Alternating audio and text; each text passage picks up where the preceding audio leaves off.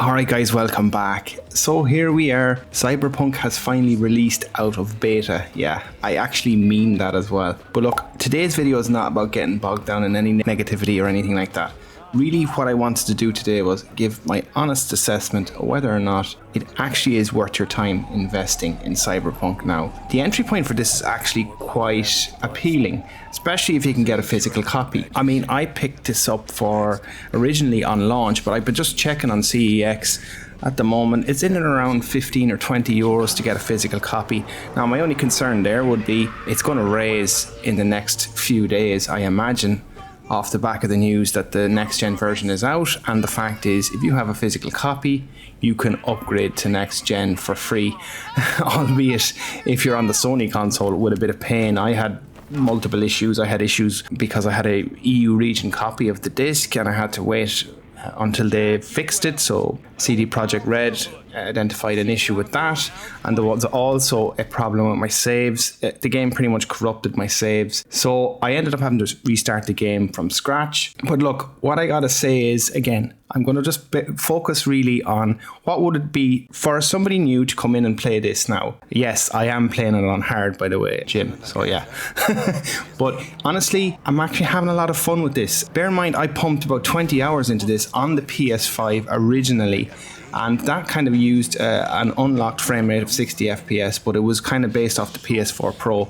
My biggest issue was the world felt so empty, there was so many bugs, and a lot of that seems to have been ironed out, which I'm really happy with thus far. Bear in mind, about 5 hours into a brand new playthrough, what I do feel is the world feels much more lived in. It's actually more interesting to me than it was when I played it originally, because it just felt so empty. There was no NPCs around. They didn't really react to you, whereas now they do. And the combat is just much more enjoyable, visually more appealing as well. What I mean is, there's bottles breaking, there's debris breaking, there seems to be destructible environments now. None of this was present when I was playing it in 2020, and it just makes the firefights feel really, satisfying. It felt great as a shooter.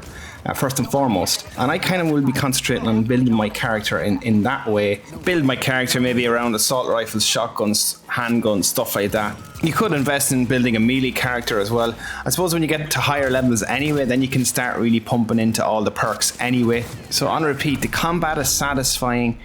It's a huge world. It feels much more lived in graphically as well.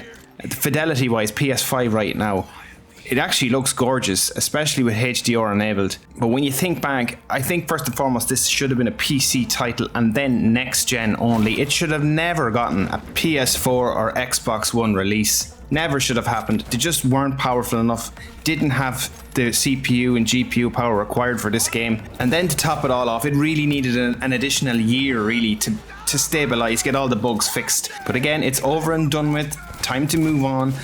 But my honest answer here is, if you have 15 or 20 euros to spare, fingers crossed right now, that's how the price will stabilize. Let's see what happens in the second-hand market. You know how scalpers work, and CEX as well. They love raising their prices when games become wanted to get in the market, and sometimes that's just the buy and sell nature of the businesses. But anyhow, yeah, I do think it's worth it. 15 or 20 quid.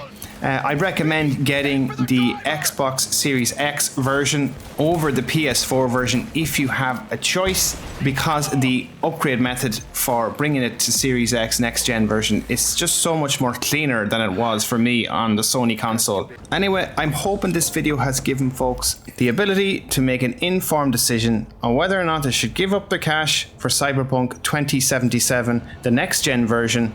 It looks like this should have been the release that happened in 2020. But guys, if you like what you see, please make sure you like, subscribe, hit the bell. And as always, I'll see you in the next video. Thanks for watching.